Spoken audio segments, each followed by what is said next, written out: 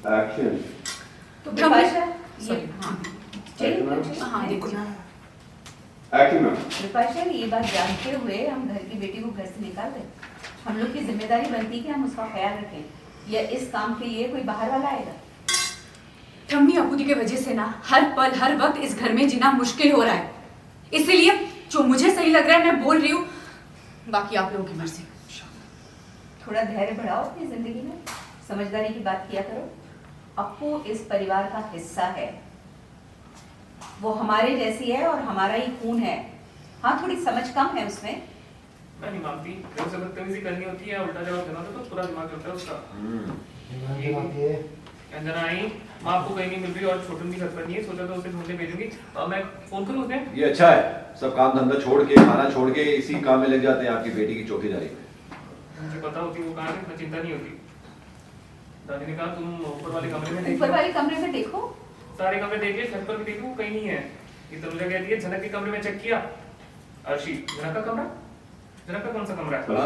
अरे नहीं अर्शी, वो क्या है ना कि तनुजा की टंग ऑफ स्लिप, जिस कमरे में झनक रुकती थी उस कमरे की बात हो रही है। जाते जाते अपनी छाप छोड़ गई, इस घर में एक अपना कमरा नाम कर गई वो। अनी कहती थी छोटी सी बात पर क्यों रिएक्ट कर रही हो?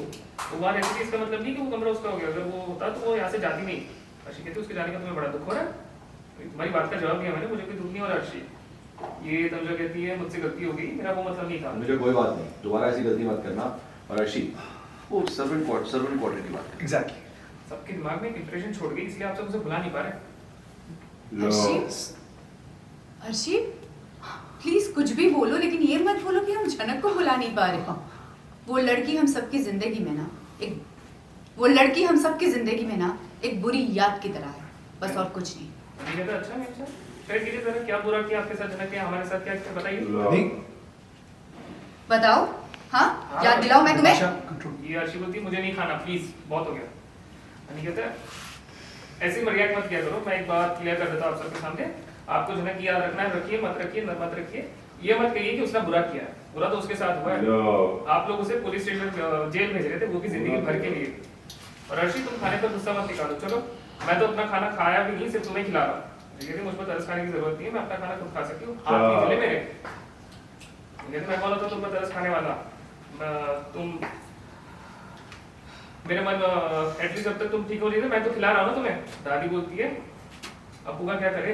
इस अप्पू का क्या करे? ये अंजना बोलती है मैं इन्हें फोन करती हूँ, अड़ोस पड़ोस में देख लेंगे, इनके अलावा जाएगा भी कौन? लाल तुम देखा हो ना, तुम्हारी दीदी है, तुम तो जानते हो सड़क पर घूम रही होगी तो उसका एक्सीडेंट हो गया होगा। अरे माँ एक छुट्टी मिली है, चैन से खाना खा सकते नहीं उसमें? माँ एक छुट्टी मिली है, प्लीज बैठ के चैन से खाना तो खा सकता हूँ ना मैं। अरे यहीं कहीं होगी, आ जाएंगी ना, क्यों टेंशन ले रही आप? सॉरी हाँ जी, कोई नहीं। Action madam. माँ एक छुट्टी मिली है, चैन से बैठ के खाना भी नहीं खाओगे आप, और यहीं कहीं होंगी चैन से। सॉरी कोई नहीं। एक्शन। माँ एक छुट्टी मिली है, अब उसमें बैठ के चैन से खाना भी नहीं खा सकता क्या? और यहीं कहीं होंगी, आ जाएंगी, आप टेंशन क्यों ले रही हैं? कहीं जाने की जरूरत नहीं है लाल, चुपचाप खाना खाओ। वैसे भी इस फैमिली में ना हर रोज कोई ना कोई नई प्रॉब्लम होती रहती है। क्या तुम खाना नहीं खाओगे? हाँ, एक इंसान के पीछे इतने सारे लोगों को परेशान होने की जरूरत नहीं है, आ जाएगी, खाओ तुम। बड़े बहू तुम बाबलू को फोन करो। जी ये गई फोन करने, उधर वो रो रही है, आ जाइए प्लीज, जल्दी आ जाइए। लाल घर भी है, खाना खा रहा है, हाँ प्लीज आप जल्दी आ जाइए। कंटिन्यू, वापस आके बोलती है। बड़े बहू बाबलू आ रहा है ना? जी रास्ते में बोलते हुए आएंगे। तुम लोग परेशान मत हो, दादी बोलती है कि तुम लोग परेशान मत हो, खाना खाओ। नहीं मुझे नहीं खाना। और अन्नी बोलता है अच्छी प्लीज खा लो, तुम्हें पानी खड़ा हो गया, रेस्ट करना होगा। ये मना करती है। अन्नी बोलते बड़ा माँ मैं जाकर देखता हूँ, ये खड़ा हुआ अन्नी। बहुत देख रही हैं आपकी बेटी की वजह से क्या क्या तमाशे हो रहे हैं घर के अंदर। हमारे आज बहू बैठी है, उसकी तबीयत ठीक नहीं है, कोई खाना नहीं खा रहा, छुट्टी का दिन है। रहने दो, मैं तुम अपना खाना खाओ, ये जा रहे हैं ना, ये ढूंढ लेंगे उसे।